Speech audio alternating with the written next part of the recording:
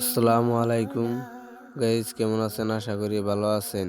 তো আমরা আইসি আজকে নেপালি বাজারে জলসাত আর যে এরম ভিড় দেখতে পাবো এটা আমরা কোনো সময় ভাবি নাই। দিহি চাচা গুল্লে জিকির বার্তাছে, হুজুরে মস্তিরি আহি নেই আর গুল্লে দিহি বয়ে থেকে পুরা জিকির লাগাইছে মারা। মানে প্যান্ডেলটা বালাই সাজাইছে, মানে বড় করে প্যান্ডেল সাজাইছে। এখন মানে আর কি প্যান্ডেলের মধ্যে মানুষ আল্লাহ কম আছে, সব মানে দোকান ঘরের সামনে আছে। ইমুদিয়া দেখলাম, ইমুদিয়া দিয়ে মিউজিক লাইট এত মজার করে সাজাইছে। আর গাইস রাস্তার মধ্যে যে এত ভিড় হবো আমি কিন্তু এটা কোনো সময় ভাবি নাই যে এত ভিড় হবো।